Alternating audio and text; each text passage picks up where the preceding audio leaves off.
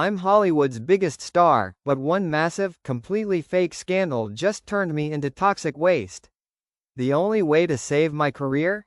A legally binding, strictly fake marriage to my brilliant, terrifying PR manager. I thought we'd just smile for the cameras. Instead, she treated our marriage like a corporate contract, complete with a 9 to 5 schedule, approved handholding metrics, and a strict 8 p.m. clock-out rule.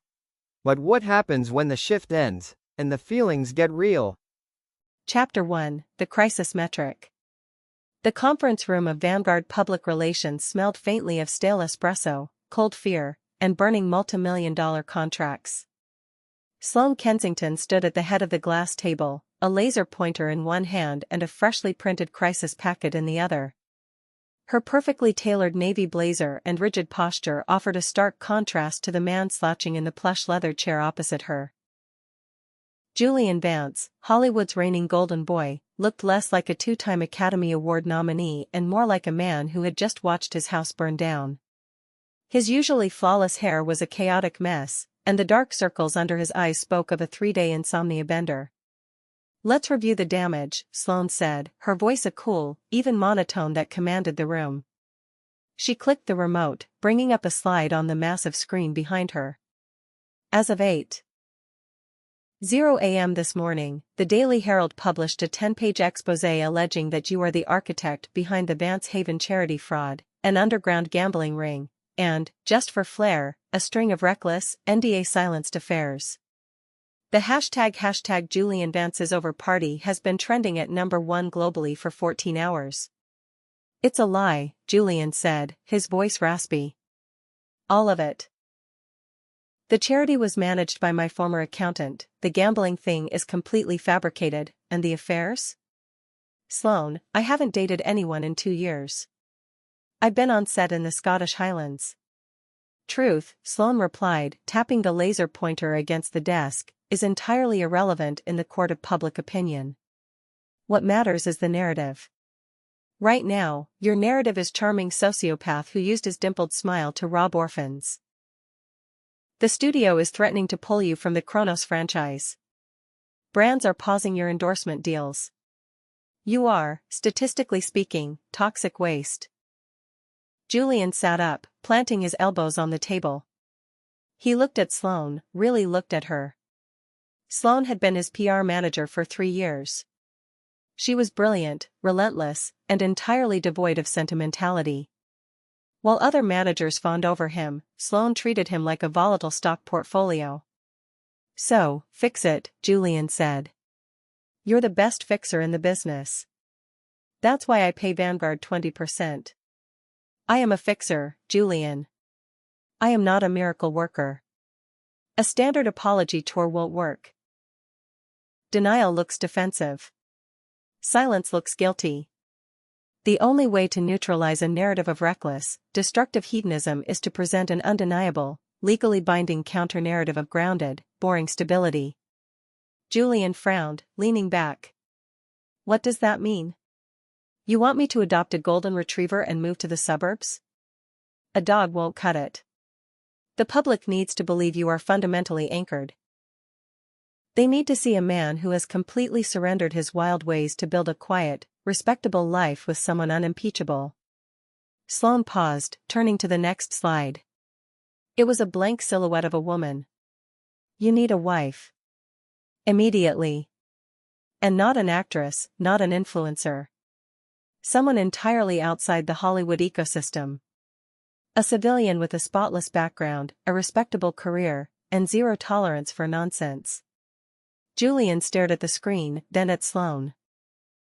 A long, excruciating silence stretched across the room. He watched the way she stood, entirely unflappable, her tablet clutched to her chest like a shield. She was undeniably beautiful, but wrapped in layers of professional armor. "A wife," Julian repeated slowly. "Yes. We arrange a quick, private ceremony. We leak that you've been secretly engaged for a year, keeping her out of the spotlight to protect her privacy. We framed the recent allegations as a targeted smear campaign by jealous ex-associates trying to ruin your newfound happiness. The public loves a reformed bad boy who is fiercely protective of a normal woman. And where, Julian asked, his voice dropping an octave, am I supposed to find this paragon of boring stability by Friday? Sloane sighed, looking at her watch. I have compiled a list of vetted candidates. Daughters of senators, corporate lawyers, academics. We approach them with a strict NDA and a financial incentive. No. Sloane blinked. It was a rare occurrence. Excuse me? Julian stood up, walking slowly around the length of the glass table until he was standing just a few feet away from her. He towered over her, but Sloane didn't take a step back. She never did. I'm not marrying a stranger off a spreadsheet, Sloane, Julian said, his eyes locking onto hers. If I'm going to do this, if I'm going to tie my name, my life, and my legal status to someone to save my career, it's going to be someone I trust. Julian, you don't trust anyone. I trust you. Sloane froze. The air in the room suddenly felt very thin. Julian. No. Absolutely not. That is a clear violation of agency-client boundaries. It is unethical, it is messy, and it is completely out of the question. Is it? Julian countered, his trademark charisma bleeding through the exhaustion. Think about it. You just said I need someone unimpeachable. Who is more unimpeachable than Sloane Kensington? You graduated summa cum laude, your reputation in the industry is flawless, you wear power suits on weekends, and your idea of a scandal is a misplaced comma in a press release. I am your manager. Which makes you the perfect candidate. Julian argued, stepping closer. You already know all my secrets. We already spend 12 hours a day together. If we get married, the narrative shifts instantly. Actor falls for the brilliant, grounded woman who stood by him through the fire. It's a goldmine. The media will eat it up. You know they will. Sloane's mind raced. She hated when he made sense. From a purely strategic standpoint, the optics were incredible. A PR manager marrying her client was a trope the public adored, it felt intimate, real, and inherently defensive. If she, the person who knew his public and private life best, believed in him enough to marry him, the public would have to second-guess the allegations. The logistical nightmare. Sloane muttered, already calculating the variables. I'll double Vanguard's retainer, Julian offered quickly. And I'll sign over my residuals for the next 3 indie films to that marine biology charity you're always trying to get me to support. Sloane looked up at him, her dark eyes narrowing. A legal marriage. Minimum duration of 18 months to bypass suspicion. We draft an ironclad prenuptial agreement. You do not touch my assets, I do not touch yours. Julian's shoulders slumped in massive relief. A smile broke across his face. The first genuine smile in days. Deal. Hold on, I am not finished, Sloane said sharply, holding up a finger. If I do this, Julian, we do it my way. This is not a romantic comedy. This is an extreme crisis management strategy. It is a job. I will be your wife for the cameras, for the press, and for the lawyers. But the moment the door closes, this is a strict employer-employee relationship. I will allocate specific working hours for our marriage. You will not cross those boundaries. Working hours for a marriage, Julian repeated, a laugh escaping him. You're insane. I am saving your career, Sloane corrected coldly. Do we have an agreement, Mr. Vance? Julian looked at her extended hand. He reached out, his warm, calloused fingers wrapping firmly around hers. We have an agreement, Miss Kensington. Soon to be Mrs. Vance. Don't push it, she replied, pulling her hand back immediately. I need to call legal. We have a wedding to plan by Thursday. Chapter 2, Clocking Out. The wedding was a masterpiece of manufactured intimacy. Held in the courtyard of a secluded boutique hotel in Santa Barbara, the ceremony featured precisely 12 guests, an arch woven with white roses, and an acoustic guitarist playing a tasteful indie ballad. Sloane had chosen a sleek, unembellished silk slip dress that screamed effortless modern bride. Julian wore a bespoke linen suit that made him look tragically handsome and hopelessly in love. To the carefully selected photographer, whose NDA was thicker than a phone book, they were a picture-perfect couple seeking refuge from a cruel world. When the officiant pronounced them husband and wife, Julian turned to Sloane. He saw the slight rigidness in her jaw, the way her eyes darted to the photographer's lens to ensure the lighting was optimal. Acting on instinct, he cupped her face, his thumbs brushing her cheekbones, and leaned in. He expected a stiff, awkward peck. But as his lips met hers, he felt a brief, shocking spark of warmth. For 2 seconds, the PR manager vanished, and he was just kissing a beautiful woman in a sunlit garden. Then, exactly at the 3-second mark, the statistically proven ideal duration for a tasteful paparazzi photo, Sloane subtly stepped back, offering a radiant, closed-mouth smile to the camera. "Good execution," she murmured under her breath, so only he could hear. Lighting caught the ring perfectly. Julian felt a strange, entirely irrational flash of annoyance. Right. The execution. By Sunday evening, they were moving Sloane's belongings into Julian's sprawling Bel Air estate. The mansion was a modern fortress of glass and steel, hidden behind massive security gates. "I have claimed the East Wing," Sloane announced, dropping a stack of neatly labeled binders onto the kitchen island. "It has its own entrance, a secondary kitchen, and soundproof doors. You will stay in the West Wing." Julian, leaning against the marble counter with a glass of scotch, watched her organize her materials.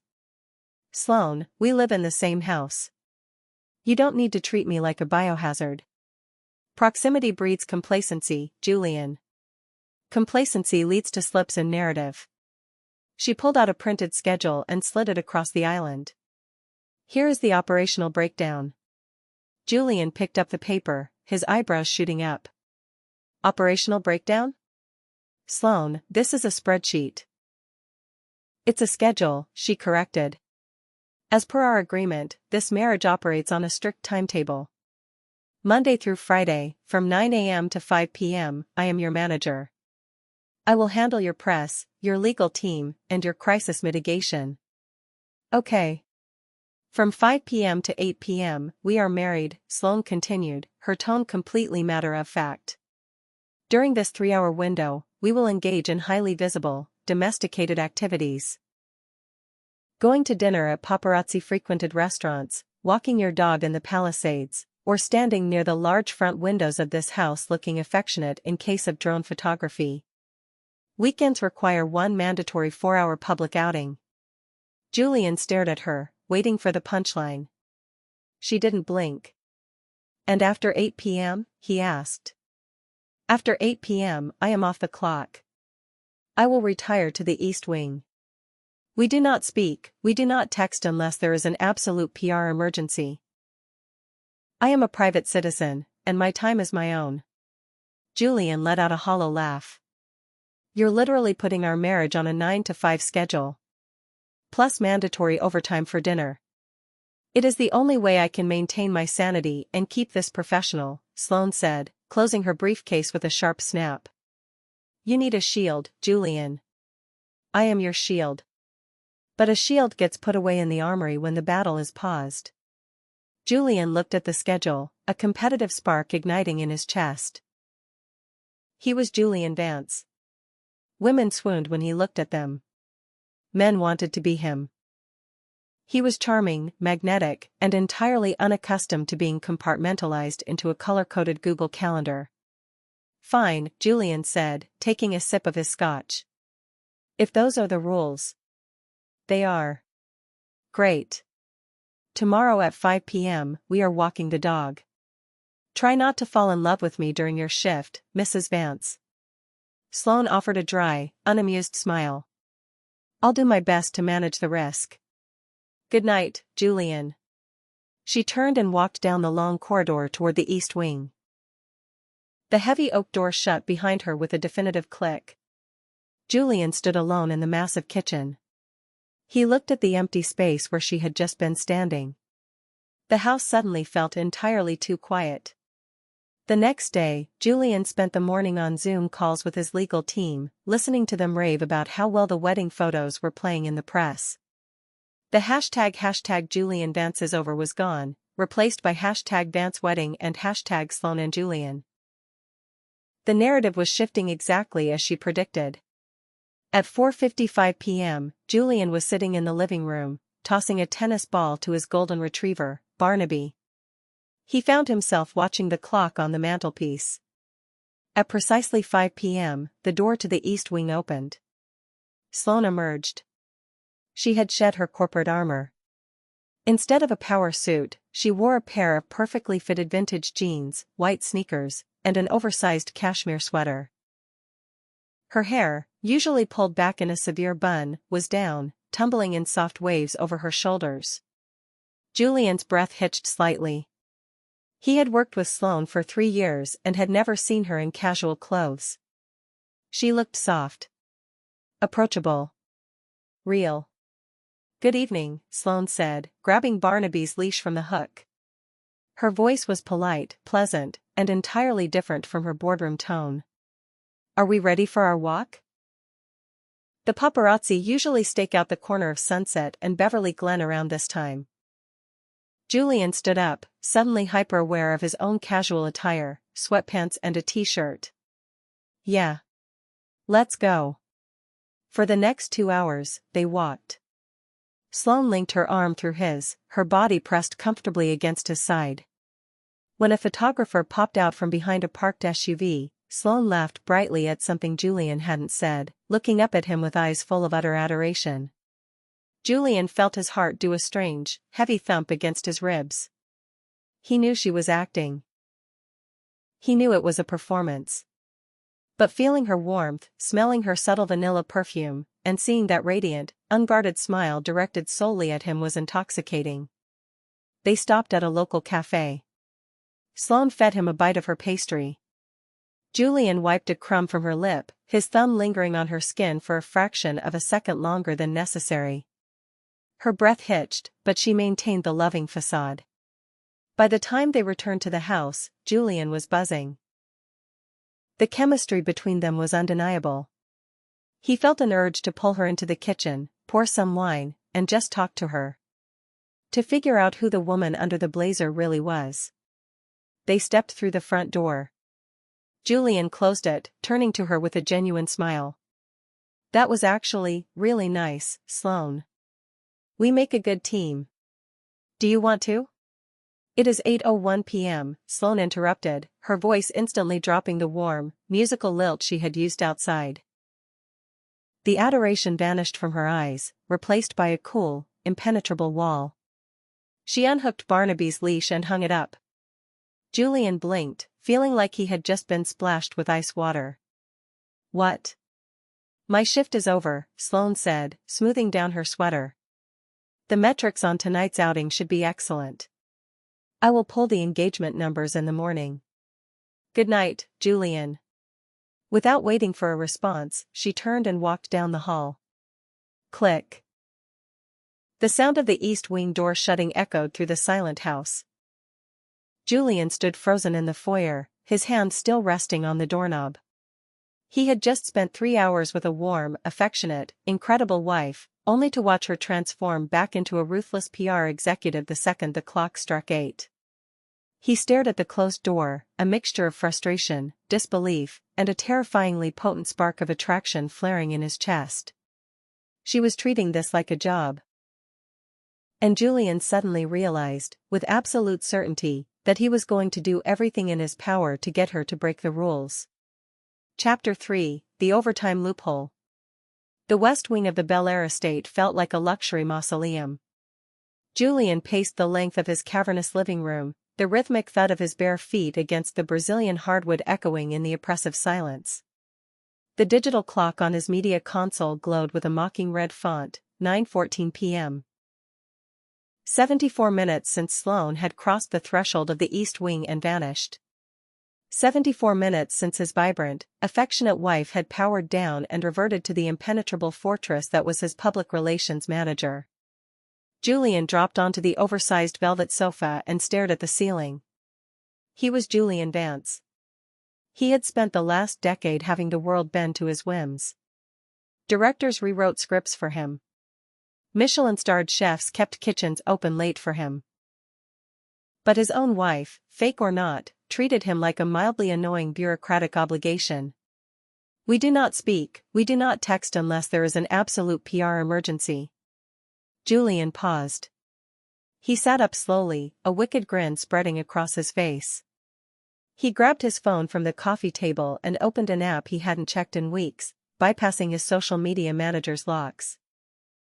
He scrolled through the endless barrage of mentions, filtering out the overwhelming praise for the hashtag Sloane and Julian wedding, hunting for something specific. He found it buried in a niche thread about the Kronos franchise. A user with 42 followers had tweeted, "Julian Vance getting married is a PR stunt. I bet they don't even sleep in the same bed. Look at her posture in the wedding photos. Stiff as a board." Julian tapped the screen, took a screenshot, and stood up. 3 minutes later, he was standing in front of the heavy oak door of the east wing. He knocked twice, sharp and urgent. Nothing. He knocked again, louder. "Sloane. Sloane, open up." The deadbolt clicked. The door opened a fraction, and Sloane peered out. The breath Julian had been about to use to launch his complaint completely evaporated in his lungs. Sloane was not wearing a pantsuit. She was not wearing the casually chic sweater from their dog walk. She was wearing a pair of oversized, faded flannel pajama bottoms and a worn-out t-shirt that belonged to a college track team. Her hair was piled into a messy, lopsided knot on the top of her head, held together by a single wooden chopstick. A pair of thick, black-rimmed reading glasses rested on the bridge of her nose. She looked entirely, devastatingly normal. And Julian had never seen anything more attractive in his life. "It is 9:18 p.m., Julian," Sloane said, her voice dropping into its lowest, most dangerous register. "You are in direct violation of the schedule. What is the meaning of this?" "PR emergency," Julian said smoothly, recovering his composure and waving his phone in her face. "Major crisis. Narrative breach." Sloane's eyes widened slightly behind her glasses. The professional kicked in. She pulled the door open and stepped aside. "Get in." "What happened? Did TMZ get a leak? Did Marcus talk to the press?" Julian stepped into the east wing. It smelled like lavender and peppermint tea. Her laptop was open on the kitchen counter, surrounded by color-coded highlighters and legal pads. He handed her the phone. Sloane adjusted her glasses, her eyes scanning the screen rapidly. She read the tweet. She looked at the engagement metrics. She looked at the timestamp. Then, she looked at Julian. If looks could incinerate, he would be a pile of bespoke ash on her floor mat. "Julian," she said, her voice deadly calm. "This tweet has 4 likes. One of them is a bot account selling cryptocurrency." "It's gaining traction," Julian argued, leaning against her counter and crossing his arms, looking entirely too pleased with himself. "It attacks the core of our strategy. The user noted your posture. They called it a stunt. As my manager, I felt you needed to see this immediately so we could strategize." Sloane set the phone down on the counter with deliberate, painstaking slowness. "You breached my sanctuary for a tweet with 4 likes. The schedule clearly dictates exceptions for PR emergencies. This is not an emergency. This is a microscopic speck of dust in the grand vacuum of the internet." Sloane pinched the bridge of her nose, squeezing her eyes shut. "I was reviewing the contracts for your upcoming press junket. Do you know how hard it is to negotiate a closed-set interview with Morning today? You're working?" Julian frowned, his amusement fading. "Sloane, it's almost 10 o'clock. You told me you clock out at 8. "I clock out of the marriage at 8, Sloane corrected, opening her eyes to glare at him. "The PR firm never sleeps. I still have to fix the mess your previous lifestyle created. Now, if you are quite finished manufacturing crises to test my boundaries, please leave." Julian didn't move. He looked at the highlighters, the half-empty mug of tea, the tired slump of her shoulders under the oversized t-shirt. The realization hit him like a physical blow. She wasn't hiding from him to relax. She was hiding from him to work harder. "I'm making you a drink," Julian declared, stepping past her and opening her refrigerator. "Excuse me?" "You heard me." He bypassed a sad-looking container of yogurt and found a bottle of chilled white wine. He grabbed 2 glasses from the open shelving above the sink. "You're off the clock. Put the highlighters down." "Julian, you cannot just force your way into my quarters and dictate." "Actually, according to the state of California, this is my house, and we are legally married," Julian said, pouring a generous glass and sliding it across the counter toward her. "Drink the wine, Sloane. Consider it a mandatory team-building exercise." Sloane stared at the glass as if it were laced with hemlock. She looked at Julian, who had poured his own glass and was now leaning casually against the sink, watching her with a mixture of challenge and genuine concern. She let out a long, defeated sigh. She picked up the glass and took a sip. "You are incredibly irritating." "It's part of my charm," Julian smiled, taking a sip of his own. "So, the track shirt. You run?" "In college," Sloane muttered, leaning against the opposite counter, putting maximum distance between them. "I was a sprinter." "Makes sense. You're very good at running away." Sloane's gaze snapped to his, her eyes narrowing. "I do not run away. I maintain operational efficiency." "Right. Operational efficiency." Julian swirled the wine in his glass. "Tomorrow we have the Morning Today interview. Live television. The host is notorious for going off script. How do you plan to handle the 'how did you fall in love' question with operational efficiency?" "I have drafted a comprehensive timeline," Sloane said smoothly, instantly back in her element. "We met 3 years ago when Vanguard took your account. We maintained a strictly professional relationship until the wrap party for Eclipse. We bonded over a shared conversation about indie cinema. A quiet romance blossomed away from the cameras." "Boring. Safe."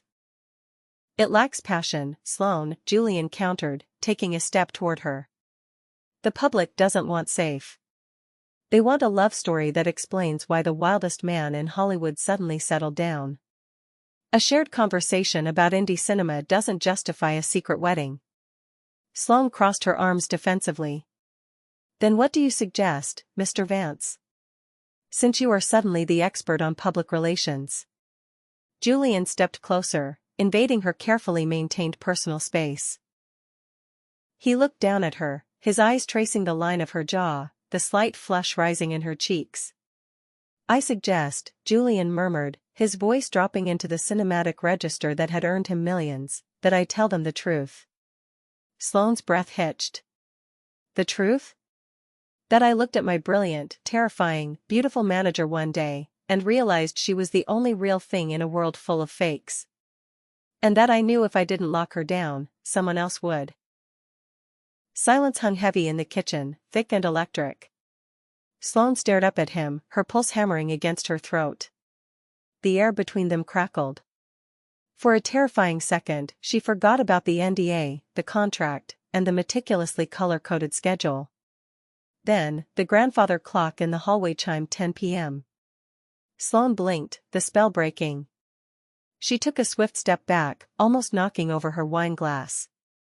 She cleared her throat, her posture stiffening back into the PR executive. "That is, a highly effective narrative adjustment," Sloane said, her voice shaking only slightly.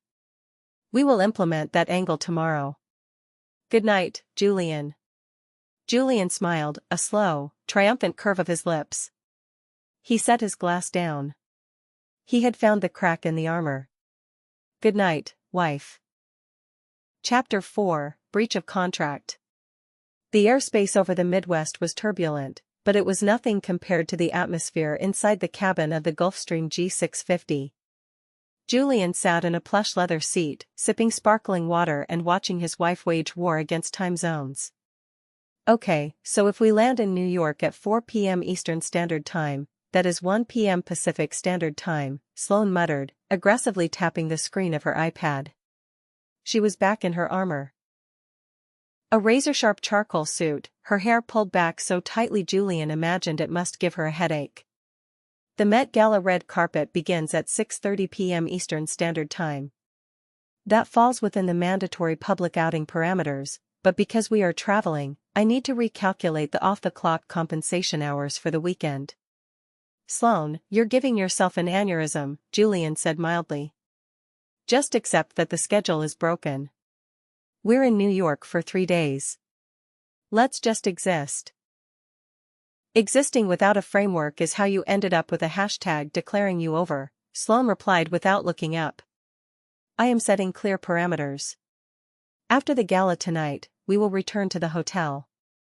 We are sharing a suite for security optics, but it has 2 bedrooms. At precisely 11 p.m. Eastern Standard Time, the shift ends. Whatever you say, boss.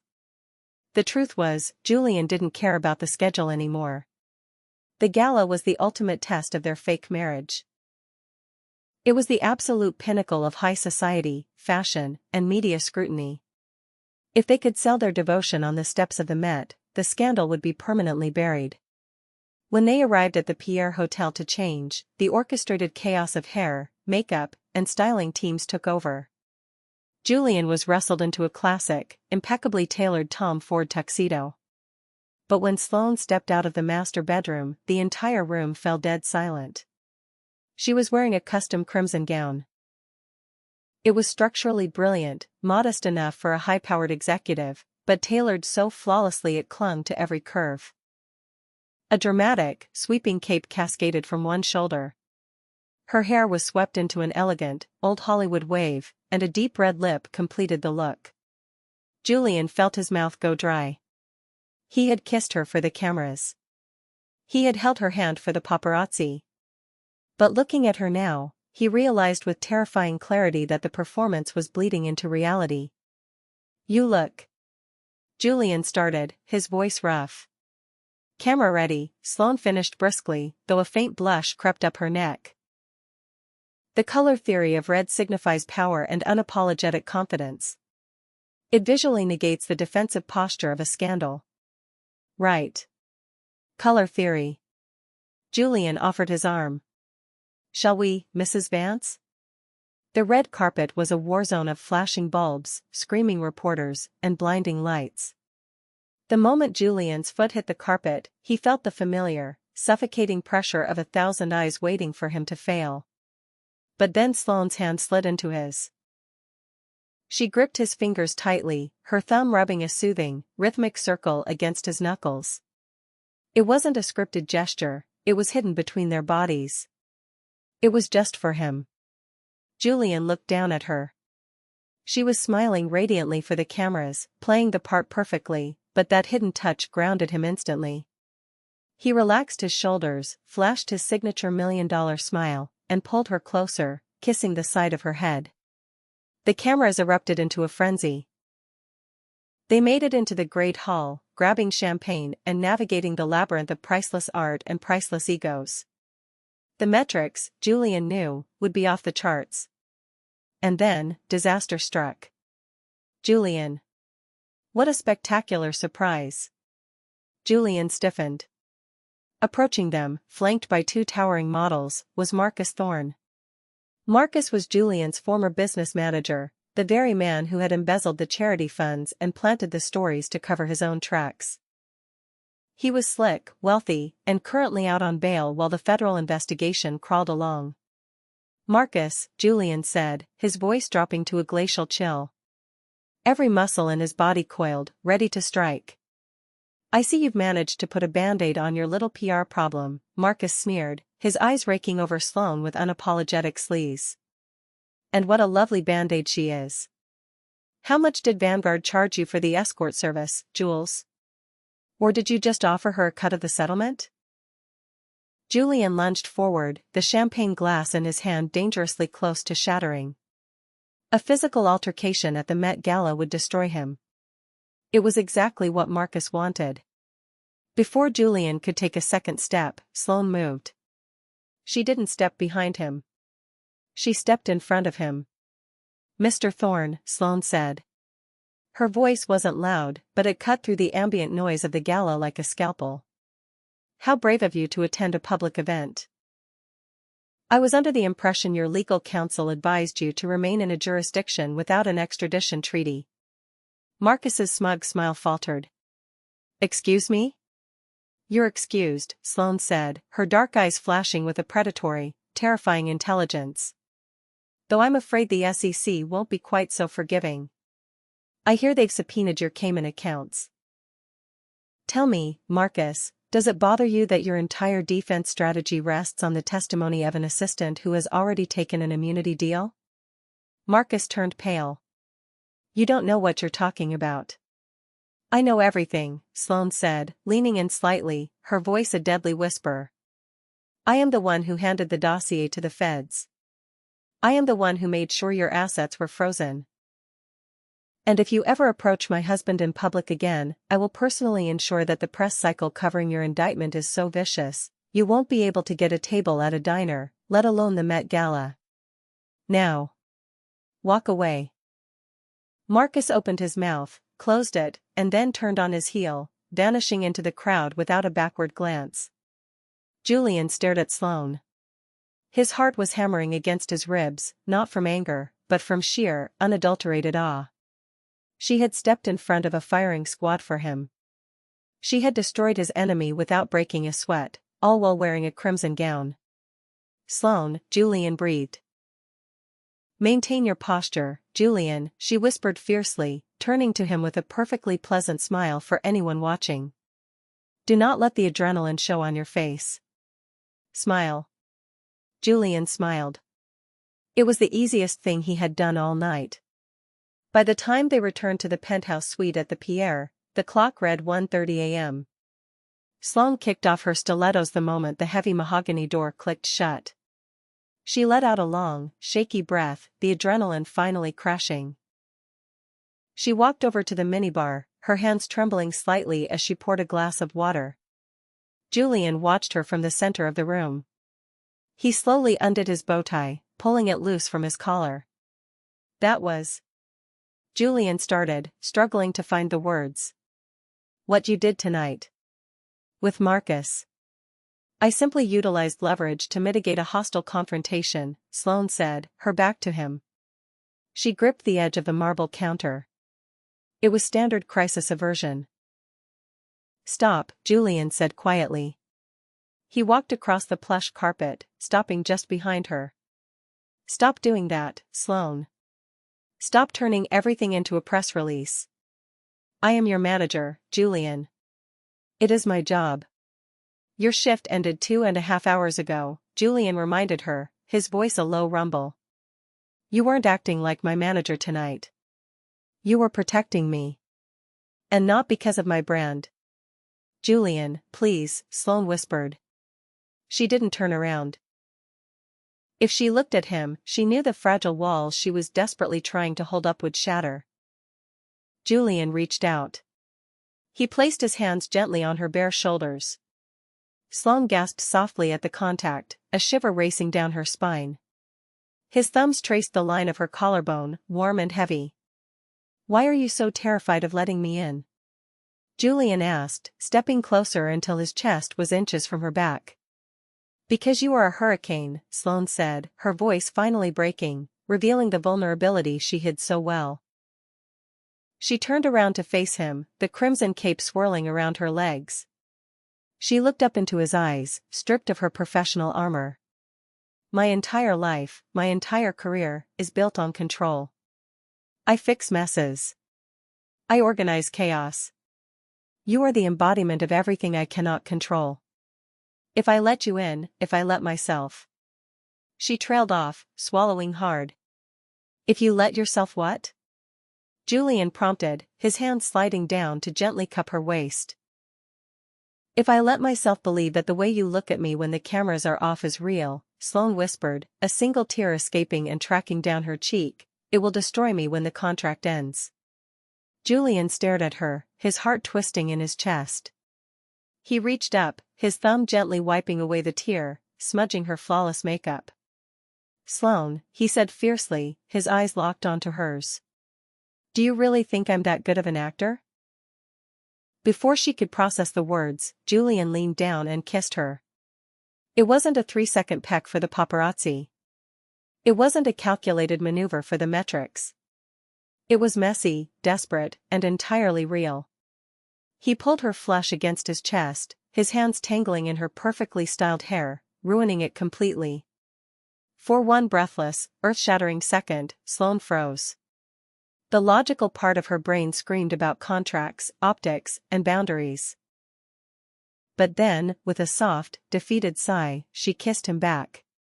She wrapped her arms around his neck, pulling him closer, surrendering completely to the hurricane. The clock ticked past 1:35 a.m. The schedule was officially broken. Chapter 5, The Morning After Metrics. The morning sun filtered through the floor-to-ceiling windows of the Pierre Hotel's penthouse, casting a golden, accusatory glow over the remnants of the night before. A discarded bow tie draped over a velvet armchair. A pair of crimson stilettos abandoned near the minibar. Sloane Kensington sat at the expansive glass dining table, entirely fully dressed in a sharply tailored cream pantsuit at 6 a.m. A cold cup of black coffee sat untouched to her left. To her right, her iPad glowed with a hastily drafted document.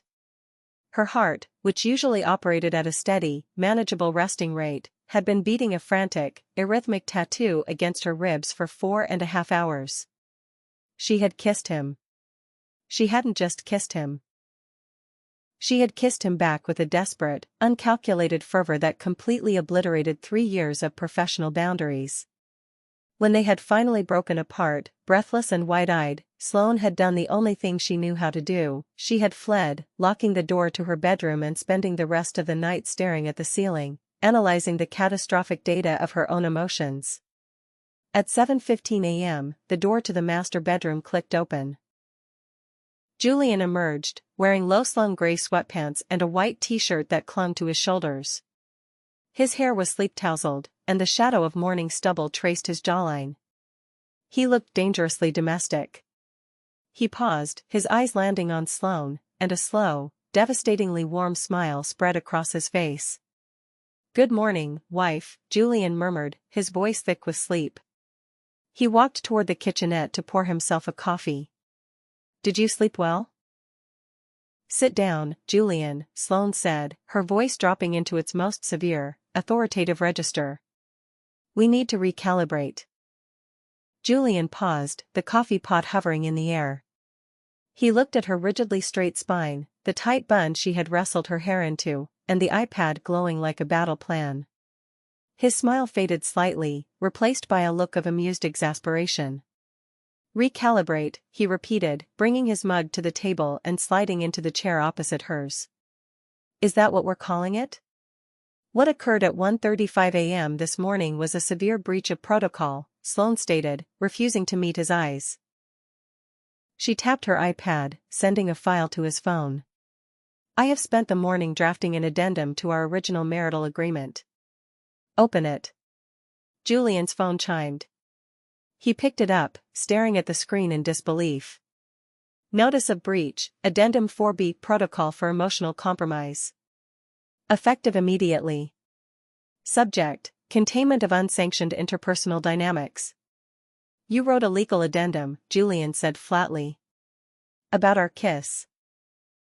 It was a lapse in judgment brought on by adrenaline, travel fatigue, and residual tension from the confrontation with Marcus Thorne, Sloane recited rapidly, as if she had memorized the PR statement of her own life.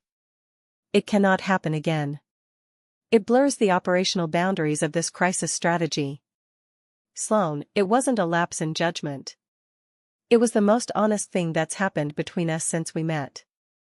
"It was a liability," she snapped, finally looking up at him. Her dark eyes were wide, betraying the panic she was trying so desperately to mask with corporate jargon. "Julian, if we lose objectivity, we lose the narrative. If this gets messy, if we fall into whatever this is, and it doesn't work out, it won't just break a contract. It will break the entire campaign. And it will break me, she didn't say, though the words hung heavily in the air between them. Julian looked at her, his expression softening. He saw right through the cream pantsuit and the severe bun. He saw a woman terrified of a variable she couldn't control. Okay, Julian said softly. He set his phone face down on the table. Walk me through the addendum, Sloane. Sloane exhaled a shaky breath, grateful for the retreat to familiar territory. She pulled up her notes. I have categorized acceptable versus unacceptable contact moving forward to ensure there is zero ambiguity, she explained, turning her iPad so he could view the chart she had built. Operational contact matrix. Hand-holding red carpets, paparazzi walks, public transit. Sanctioned fingers may interlock, but squeezing is limited to 2 seconds. Cheek kisses, greetings, departures, social galas. Sanctioned strictly platonic. No lingering past the camera flash. Waist embraces, photo calls, defensive posturing. Sanctioned hands must remain above the lower back threshold. Lip kisses, private quarters, off-camera zones. Unsanctioned absolute violation of Addendum 4B. Emotional vulnerability post 8:00 p.m. hours, private conversations. Unsanctioned stick to safe topics, weather, metrics, dog walking schedules. Julian stared at the table, a laugh bubbling up in his chest despite the absurdity of the situation. You actually made a spreadsheet of how I'm allowed to touch you. It is a matrix, Julian, not a spreadsheet. And emotional vulnerability is unsanctioned? He leaned forward, resting his forearms on the glass table. Sloane, you can't legislate feelings. You can't put a 2-second time limit on how long I hold your hand and expect it to magically erase what happened last night. I expect adherence to the matrix, Sloane said stubbornly, pulling the iPad back. Furthermore, the 8 p.m. clock-out rule is now reinstated with 0 exceptions.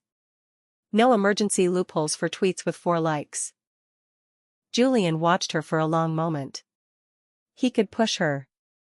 He could walk around this table, pull her out of that rigid chair, and prove to her that Addendum 4B was completely useless. But he also knew Sloane Kensington. If he pushed too hard, too fast, she wouldn't just retreat, she would build a titanium wall he could never break through. She needed to believe she was in control. All right, Julian said, picking up his coffee. I agree to the terms of Addendum 4B. Sloane blinked, surprised by his easy capitulation. You do? I do, Julian smiled, a dangerous, purely cinematic smile that made Sloane's stomach do a slow, treacherous flip. But just so we're clear, manager, you're the one who is going to break this contract. Not me. I wrote it. I do not break my own rules. We'll see, Julian murmured, taking a sip of his coffee. Now, what time is the Morning Today interview? I believe I have some sanctioned hand-holding to execute. Chapter 6, The Unscripted Reality. The green room at the Morning Today studios smelled of hairspray and expensive catered fruit. Sloane paced the length of the room, her phone pressed to her ear, nodding briskly as Vanguard's legal team confirmed the final injunction against Marcus Thorne. The gala confrontation had proven fruitful. Marcus was too terrified of Sloane's threats to speak to the tabloids.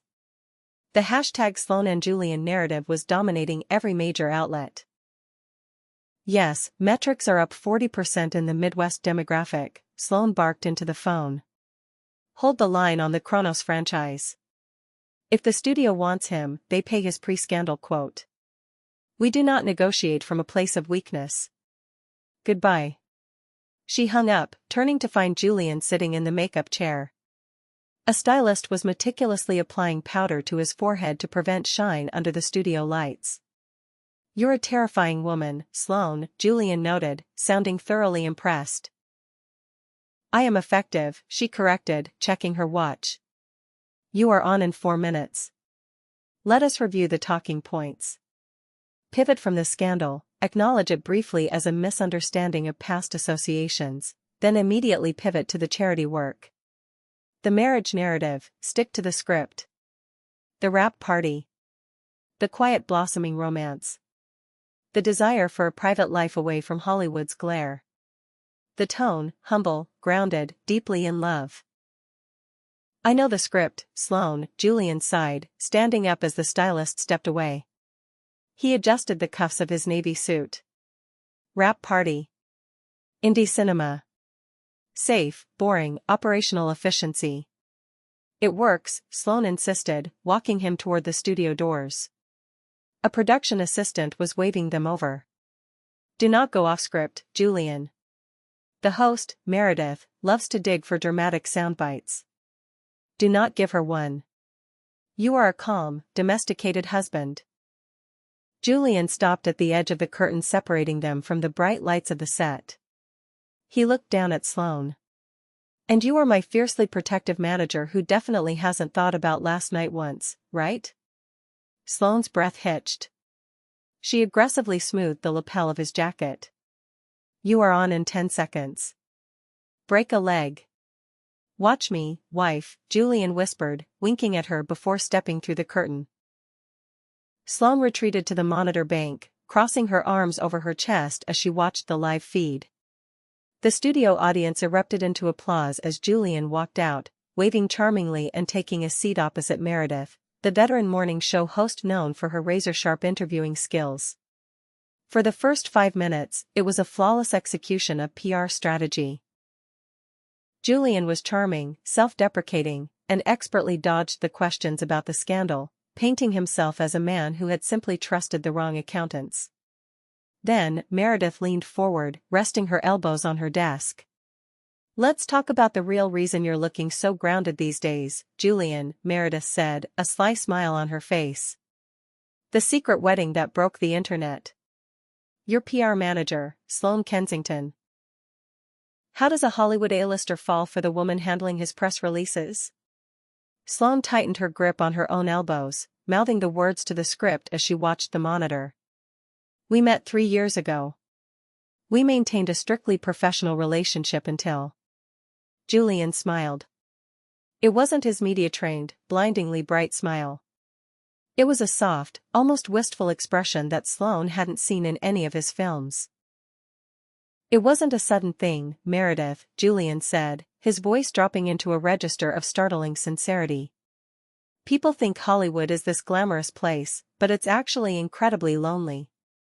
You're surrounded by people who agree with everything you say because you sign their paychecks. You lose track of who you are." Julian paused, looking directly into the camera. Sloane felt a jolt of panic. This was not the script. "And then there's Sloane," he continued. "She never cared about the fame. She cared about the work, the truth, and keeping me honest. She's brilliant. She's terrifyingly smart. And she is completely, utterly immune to my charm." The audience chuckled, but Julian's eyes remained intense. "I realized I was falling for her when my life was falling apart. Everyone else was panicking, walking away, or telling me what I wanted to hear. Sloane just stood in front of me, squared her shoulders, and said, 'We're going to fix this.' And I knew, right then, that I didn't just want her to fix my career. I wanted her to be the person I came home to. I had to convince her to take a chance on a guy like me. But she did. And it saved my life." The studio was dead silent for a microsecond before the audience erupted into a collective, swooning sigh. Meredith placed a hand over her heart, looking genuinely moved. Backstage, Sloane was frozen. Her mind, usually a supercomputer of metrics and optics, had completely flatlined.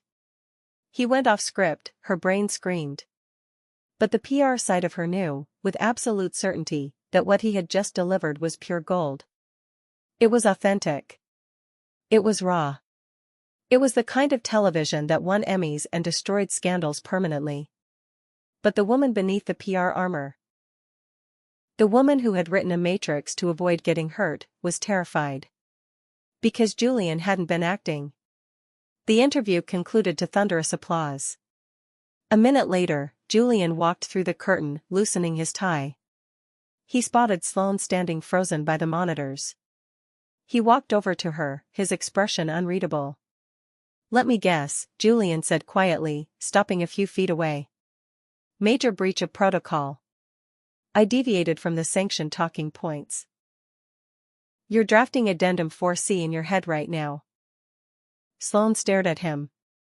She looked at the monitors behind him, where the network was already replaying the clip of his speech. The cheer-in at the bottom of the screen read, Julian Vance, she saved my life. The metrics. Sloane started, her voice sounding incredibly fragile. She cleared her throat, trying to summon the Vanguard executive, but she just couldn't find her. The audience response is tracking at a 98% positive sentiment. I don't care about the metrics, Sloane, Julian said, his voice dropping into a fierce whisper. He took a step closer, completely disregarding the crew members milling around them. I care about you. I care about what you thought of it. I think, Sloane whispered, looking up into his eyes, that you are making it very difficult for me to maintain operational efficiency. Julian smiled, a genuine, relieved smile that reached his eyes. He reached out, his fingers gently brushing against hers, lingering for far longer than the sanctioned 2 seconds. Your shift doesn't end until 8, Julian murmured, his thumb stroking her knuckles. What do you say we go back to the hotel and ignore the matrix? Sloane looked at his hand holding hers. She thought about the impenetrable fortress she had built around her heart, and she realized, with terrifying clarity, that Julian Vance had just walked right through the front door and made himself at home. Julian. Sloane, please, he said, stepping into her space, his voice a low plea. Let me in. Tell me you didn't feel it last night. Tell me you don't feel it right now, and I will back off. I will never cross the line again. I will be your perfect, compliant client until the contract ends, and then I will walk away. Sloane closed her eyes.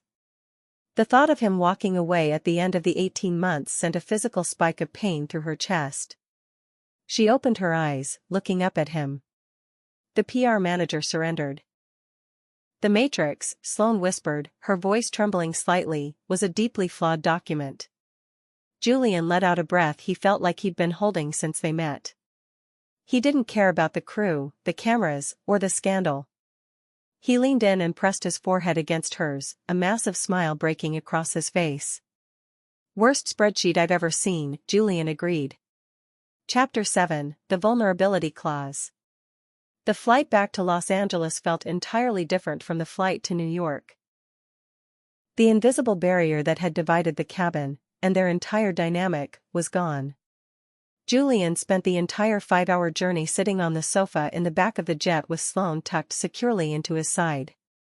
Her iPad, usually an extension of her arm, sat neglected on the coffee table. For the first time in 3 years, Sloane Kensington was completely off the clock during daylight hours. So, Julian murmured, his lips pressing a soft kiss to the crown of her head. He was aimlessly tracing patterns on her arm. When we land, do I still need a passport to cross the border into the East Wing, or has the blockade been officially lifted? Sloane shifted, resting her chin on his chest to look up at him. The severe bun was gone, her hair falling loose around her shoulders. The East Wing remains my designated home office. However, the residency requirements of the West Wing can be renegotiated. Julian's smile was blinding. Renegotiated. I love when you talk corporate to me. Don't let it go to your head, Sloane warned, though there was no bite to her words. We still have a highly complex situation on our hands. The Morning Today interview was a massive success, but it escalated public investment. The studio called while you were asleep. They are officially reinstating you for the Chronos sequel. Julian let out a breath he didn't realize he'd been holding. The Chronos franchise was his passion project, the sci-fi epic he had poured years into before Marcus's scandal threatened to strip it away. They did? At my original quote? At a 10% premium, Sloane said smoothly, her eyes gleaming with predatory PR pride. I told them your brand value had evolved from unpredictable leading man to devoted, reformed husband, which appeals to a broader 4-quadrant demographic. They bought it. You're a genius. I am aware. But, Sloane added, her expression sobering slightly, there is a caveat. The studio wants to leverage the positive sentiment. They want you, and me, to do a joint press tour for the movie next month. London, Paris, Tokyo. Julian frowned. He reached up, tucking a strand of hair behind her ear. A global press tour. Sloane, that's exhausting. And you hate being in front of the cameras. I can tell them no. I'll do the press alone. Julian, if you do the press alone after that morning show declaration, the narrative will fracture. The media will assume there's trouble in paradise. I have to go. Sloane sighed, resting her head back against his chest, listening to the steady, reassuring thud of his heart. Besides, I am your manager. I go where the client goes. Are you my manager? Julian asked quietly. Or are you my wife? The question hung in the pressurized air of the cabin. It was the core problem they hadn't yet solved. The fake marriage had become a real relationship, but the power dynamic of their professional lives remained entirely entangled. I have to be both, Sloane said softly. Julian, my career is everything I built. It's who I am. I can't just become Julian Vance's wife full-time. I would lose my mind. I would never ask you to do that, Julian said fiercely, his arms tightening around her. I fell in love with the brilliant shark who terrifies studio executives. I don't want to change you, Sloane. I just want us. No schedules. No matrices. No expiration dates on the contract. Sloane closed her eyes, letting the warmth of his words wash over her. It terrified her how much she wanted it. She had spent her life planning for every contingency, mitigating every risk. Loving Julian Vance was the biggest, most unpredictable risk of all. No expiration dates, she whispered back, sealing the promise.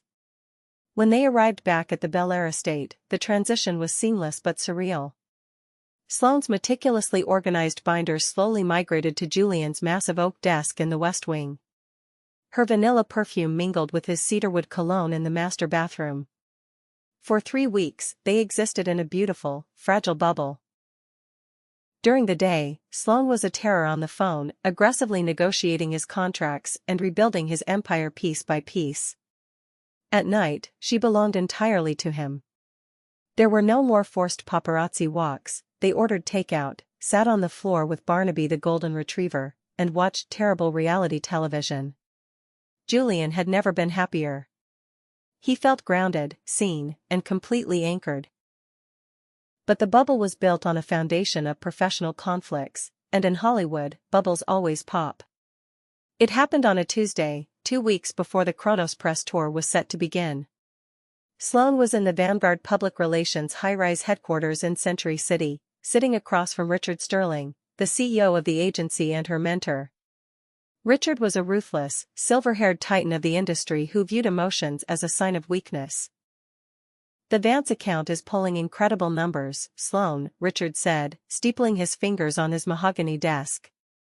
The crisis is entirely neutralized. You executed the faux marriage strategy flawlessly. Thank you, Richard. We're prepping for the global press tour now. I have the itinerary ready for your review. Richard didn't look at the itinerary. He looked at Sloane. His cold, calculating eyes analyzed her posture, the slight softness in her expression that hadn't been there a month ago, the way she unconsciously touched the wedding band on her left finger. You're going on the tour? Richard asked. Yes. The studio requested a joint appearance to capitalize on the reformed husband narrative. I see. Richard leaned back in his chair. Sloane, Vanguard is built on objectivity. Our clients are assets. We manage them, we protect them, but we do not bleed for them. Because the moment you bleed for a client, you lose the ability to see the board clearly. Sloane's spine stiffened. The PR armor instantly snapped into place. I am entirely objective, Richard. My metrics speak for themselves. Your metrics are fine. Your judgment on the morning show was not. Vance went completely off script. He improvised a deeply emotional monologue. And you didn't correct it. You let him steer the ship. It was an authentic moment that resulted in a 98% positive sentiment. It was a liability. Richard snapped, his voice echoing in the large office. He took control of the narrative. What happens when he decides to improvise something detrimental? Can you pull the leash, Sloane? Or are you too emotionally compromised to do your job? Sloane felt a cold knot form in her stomach. I don't know what you're implying. I am not implying anything. I am stating a fact. You are sleeping with the client.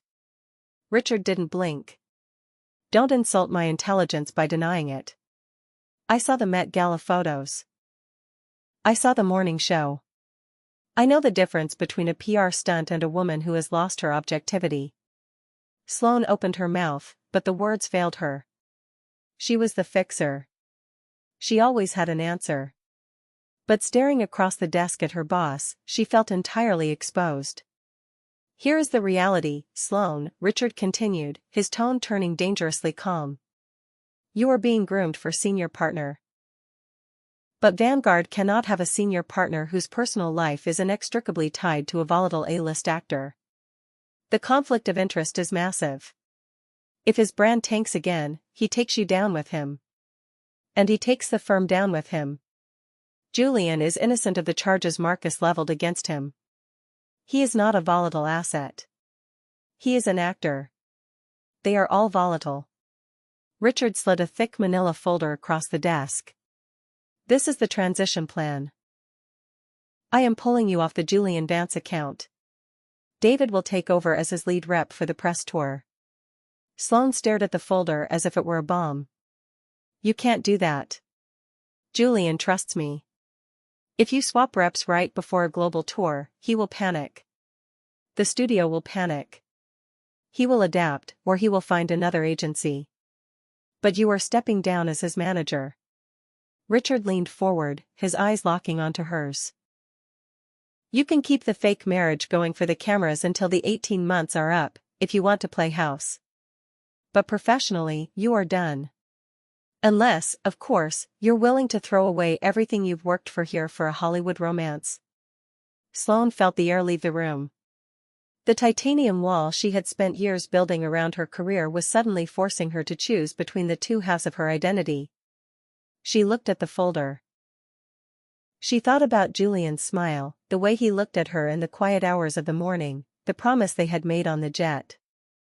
Then she thought about the decades she had spent clawing her way to the top of Vanguard, sacrificing sleep, relationships, and her own peace of mind to become the best.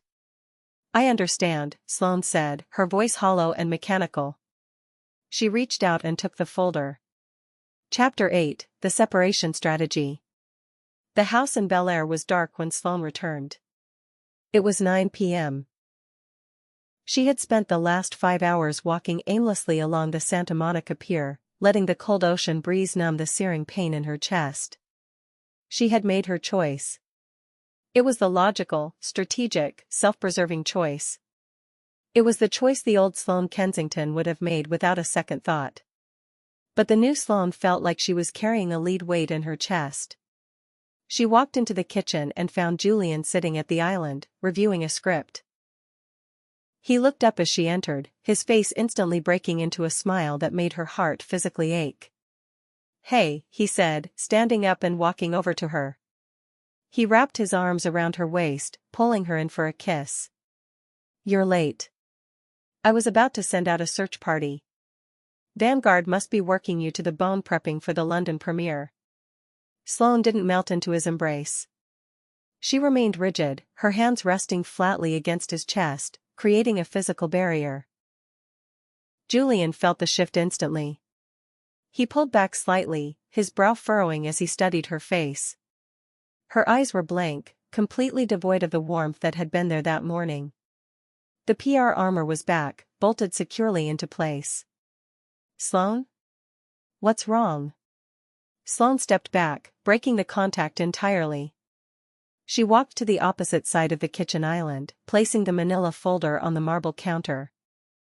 There has been a strategic shift in your management team, Sloane said, her voice sounding like a pre-recorded message. Effective immediately, David Ross will be taking over as your lead representative at Vanguard. He will accompany you on the Kronos press tour. Julian stared at her, uncomprehending. What? What are you talking about? You're my manager. I have been reassigned to oversee the corporate crisis division. It is a necessary move for my trajectory towards senior partner. Sloane looked at a spot on the wall just over his left shoulder, refusing to meet his eyes. David is fully briefed. He is excellent. You won't notice a drop in operational efficiency. Operational efficiency, Julian repeated, the words tasting like ash in his mouth. He walked around the island, stepping into her line of sight. Sloane, look at me. What happened at the office? Did Richard do this? It was a mutual decision. A conflict of interest was identified. Because we're together. Julian ran a hand through his hair, a spark of anger igniting in his chest. Because we're married. So what? I'll leave Vanguard. We can start our own firm. You can represent me independently. I don't want to represent you independently, Julian. Sloane snapped, her voice finally breaking its monotone. I want to be a senior partner at Vanguard PR. I want the career I have spent 10 years bleeding for. I cannot throw that away because I got emotionally entangled with a client. The silence in the kitchen was deafening. Julian looked at her as if she were a stranger. The vulnerability, the softness, the connection they had built over the last month, it was all suddenly buried under a mountain of corporate ambition and fear. Emotionally entangled, Julian said quietly, the hurt evident in his voice. Is that what I am to you? A conflict of interest? You are a variable I cannot control, Julian. And in my industry, variables destroy careers. Sloane gripped the edge of the counter, her knuckles turning white. She forced herself to say the words she knew would push him away. She had to break it, cleanly and definitively, before she lost her nerve. The original contract stands. We remain legally married for 18 months to satisfy the public narrative. We will make coordinated public appearances. But the unsanctioned interpersonal dynamics, they have to end. Julian stared at her. He saw the terror in her eyes, the desperate need to cling to the only thing she felt she could control, her job. He had promised not to push her, not to force her if she didn't want it. He took a slow step backward. You wrote another Matrix, Julian whispered, a bitter, heartbreaking smile touching his lips. Didn't you, Sloane? It is a separation strategy. Save it, Julian interrupted, his voice suddenly void of all warmth. It was the voice of the A-list actor, the man who knew how to detach from a scene when the director yelled cut. You don't need to explain it to me. I know how to play a part. He turned and walked toward the hallway. He stopped at the threshold, looking back at her one last time. I told you on the morning show that I fell for you because you were the only real thing in a world full of fakes, Julian said, his eyes hard and completely hollow. I guess I was wrong. You're just as terrified of being real as the rest of them. I'll see you when the cameras are rolling, Mrs. Vance. Julian walked down the hall, and a few seconds later, Sloane heard the heavy oak door of the West Wing shut with a definitive, agonizing click. Sloane stood alone in the kitchen. She had saved her career. She had secured her partnership. She had eliminated the variable. She sank to the floor, leaning her back against the cold cabinets, pulled her knees to her chest, and finally, silently, began to cry. Chapter 9, The Hollow Metrics. The corner office on the 40th floor of Vanguard Public Relations offered a panoramic view of the Los Angeles skyline.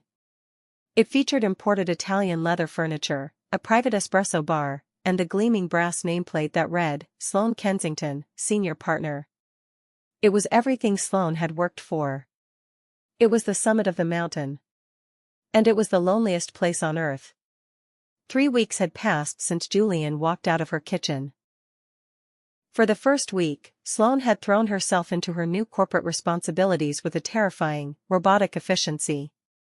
She streamlined departments, mitigated a scandal involving a pop star and a stolen lemur, and generated more revenue for Vanguard than any partner in the firm's history. But every night, she returned to the empty, echoing east wing of the Bel Air estate. Julian was gone, embarking on the Kronos Global Press Tour with David Ross. The house was quiet. Too quiet. There were no late-night interruptions, no shared glasses of wine over color-coded matrices, and no warm, calloused hands breaking down her defenses. At 10 a.m. on a Tuesday, Sloane sat at her massive desk, staring blindly at a quarterly projection report. Her phone buzzed. It was a restricted number. She answered on the first ring. Kensington. Sloane, it's David. I need help. I am drowning here. David's voice sounded thin, frantic, and layered with the background static of an international airport. Sloane sat up, her PR instincts instantly overriding her lethargy. David, you are supposed to be boarding the flight to Tokyo for the final premiere. What is the crisis? The crisis is Julian. David practically shrieked. Sloane, he's a disaster. Have you seen the engagement metrics from the London and Paris premieres? They're plummeting. The media is running with the narrative that the honeymoon is over. They're calling him the Ice King of Hollywood. He won't smile. He won't banter. He's answering every interview question with exactly 3 words. He is completely, utterly dead behind the eyes. Sloane pulled up the social listening dashboard on her computer. Her stomach dropped. The hashtag Sloane and Julian hashtag, which had once generated universal adoration, was now filled with side-by-side photos of Julian looking miserable. User 4892, did they have a fight? He looks so sad.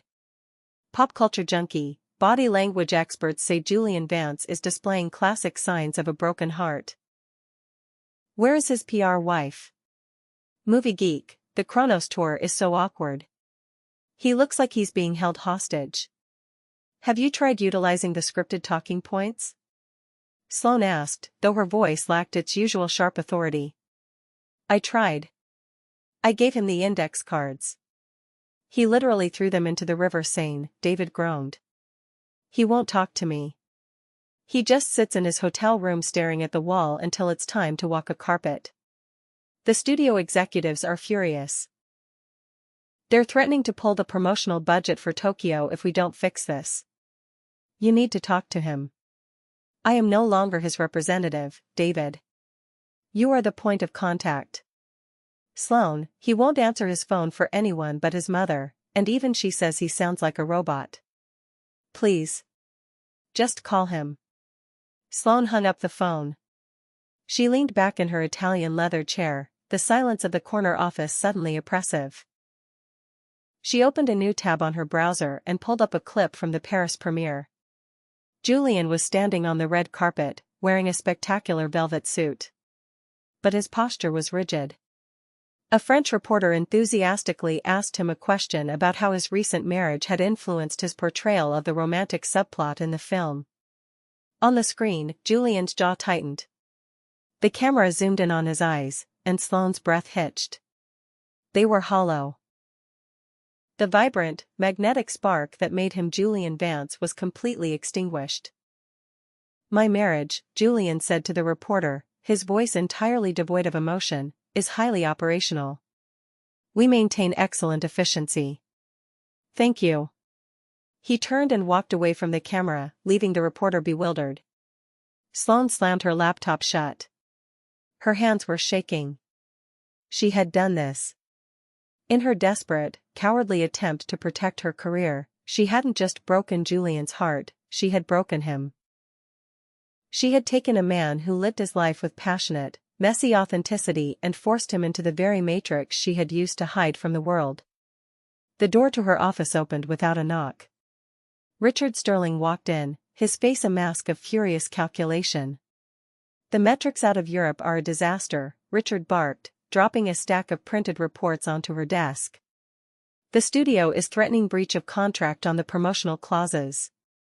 Vance is tanking the tour. I am aware, Richard. I was just speaking with David.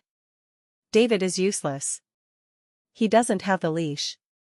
Richard pointed a manicured finger at Sloane. You need to get on the company jet right now. Fly to Tokyo. Stand on that red carpet, hold his hand, and smile for the cameras. Remind him of his contractual obligations. Threaten him with the NDA if you have to. Fix it, Sloane. Sloane looked at the reports. She looked at Richard. And then, she looked at the brass nameplate on her desk. She had sacrificed her life for that nameplate. She had sacrificed her happiness. She had treated the only man who had ever truly seen her as a variable to be managed. And for what? For the privilege of taking orders from a man who viewed human beings as line items on a spreadsheet. No, Sloane said quietly. Richard paused, his brow furrowing as if she had just spoken a foreign language. Excuse me? Sloane stood up. The rigid posture of the PR executive melted away, replaced by something entirely new, something fierce and terrifyingly alive. I said no, Richard, Sloane repeated, her voice steady and clear. I am not going to Tokyo to threaten him with a contract. I am not going to manage him. Sloane, you are a senior partner at this firm. You will do what is required to protect the agency's assets. Julian is not an asset, Sloane fired back, her dark eyes flashing. He is a human being. A brilliant, flawed, incredible human being who trusted me to protect him, and instead, I treated him like a crisis to be mitigated. And I am done doing it. Richard's eyes narrowed into slits. If you walk out that door to play the tragic, romantic fool, you are throwing away a decade of work. You will be blacklisted. You will lose the partnership. Sloane reached across the desk. She picked up the brass nameplate, feeling the heavy, cold weight of it in her hands. She looked at it for a long moment, realizing it was the heaviest chain she had ever worn. She dropped it into the nearest trash can. It landed with a satisfying, metallic clatter. Keep the partnership, Richard, Sloane said, grabbing her coat and her purse. I quit. She walked past him, stepping out of the corner office and into the bustling bullpen of Vanguard PR. She didn't look back. For the first time in her life, Sloane Kensington had no plan, no matrix, and no schedule. She only had a destination. Chapter 10, Off the Record. The rain in Tokyo was torrential, turning the neon-lit streets of Roppongi Hills into a kaleidoscope of reflected light. Despite the downpour, thousands of fans lined the barricades of the Kronos premiere, screaming under a sea of clear plastic umbrellas. The red carpet was tented, a massive, chaotic tunnel of flashing bulbs, shouting photographers, and frantic publicists running with clipboards. Julian Vance stood at the epicenter of the chaos, feeling absolutely nothing. He wore a bespoke black tuxedo, the rain misting against his shoulders as he stepped out of the town car. The screams of the crowd washed over him like static. He plastered on the million-dollar smile, the one he had perfected over a decade of pretending, and walked onto the carpet. David Ross hovered nervously at his elbow, frantically whispering into a headset. Okay, Julian, we need energy. Big smiles. Channel the morning show vibe. We need the narrative. Julian ignored him. He moved down the line of photographers with mechanical precision. Step, turn, smile, hold for 3 seconds. Move to the next mark. He felt hollowed out, a ghost haunting his own life. Every time a camera flashed, he saw the Bel Air kitchen. He saw Sloane's terrified eyes. He heard the definitive click of the East Wing door. Julian. Julian. Over here. A reporter from a major entertainment syndicate shouted, thrusting a microphone over the velvet rope. The fans are dying to know. Where is Sloane tonight? Is everything okay with the newlyweds? Julian froze. The smile shattered, the mask slipping entirely. He stared at the reporter, the noise of the carpet suddenly fading into a dull roar in his ears. Where is Sloane? She was in her corner office. She was safe behind her titanium walls. She was exactly where she wanted to be.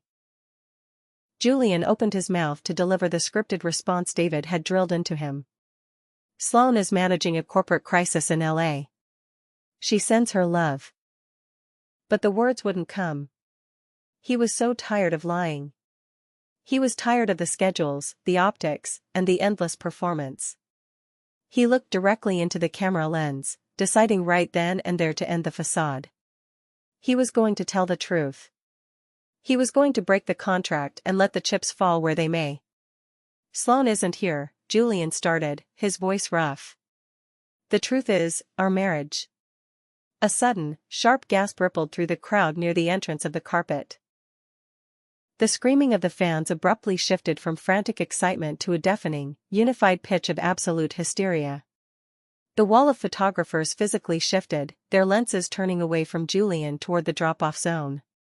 Julian frowned, looking over his shoulder. Stepping out of a sleek black car was Sloane Kensington. Julian stopped breathing. She wasn't wearing a corporate pantsuit. She wasn't wearing the severe, slicked-back bun.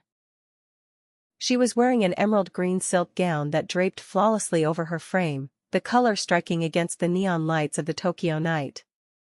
Her hair was down, tumbling in soft, dark waves. She looked absolutely breathtaking, and completely terrified. David Ross practically leaped into the air. Sloane. Thank God. Richard sent you. Sloane ignored David entirely. She didn't look at the cameras. She didn't check the lighting. She locked eyes with Julian from 50 feet away, and she began to walk toward him. The sea of publicists and reporters parted for her. The silence between them was electric, cutting through the chaos of the premiere. Julian couldn't move. He felt rooted to the red carpet, his heart hammering violently against his ribs. He watched her approach, his mind racing. Was she here to salvage the metrics? Was she here to enforce the contract? Sloane stopped exactly 2 feet in front of him. Her chest was heaving slightly. You're off script, Julian whispered, his voice cracking. I am completely off the record, Sloane replied, her voice trembling but fierce. She reached into her metallic clutch and pulled out a folded piece of paper. Julian recognized it instantly. It was Addendum 4B. The Matrix. Sloane, what are you doing? I quit Vanguard today, Sloane said, loud enough for the microphone hovering 2 feet away to pick up every word. The reporter holding it looked like they were about to faint from the scoop. Julian's eyes widened in shock. You what? The partnership. I don't care about the partnership, Sloane interrupted, taking a step closer, completely shattering the sanctioned distance protocols. I care about the fact that my entire life was a perfectly organized, color-coded spreadsheet until I met you. You ruined my operational efficiency, Julian. You destroyed my schedules. You made me feel things that I could not put into a binder or mitigate with a press release. The cameras were firing like machine guns, capturing every micro-expression.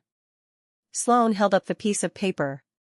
With deliberate, shaking hands, she tore the matrix in half. Then she tore it again, letting the pieces flutter to the wet red carpet.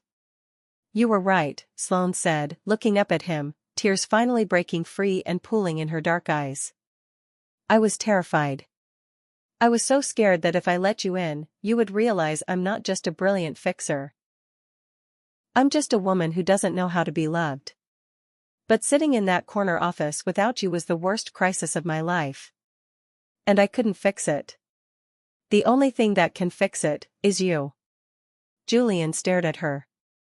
The ghost was gone. The blood rushed back into his veins, his heart swelling with a love so massive it felt like it might break his ribs. He didn't care about the cameras, the studio executives, or the scandal that had brought them together. He only cared about the woman standing in front of him, stripped of her armor, offering him everything. You tore up the matrix, Julian whispered, a slow, devastatingly beautiful smile spreading across his face. It was a deeply flawed document, Sloane choked out through a watery laugh.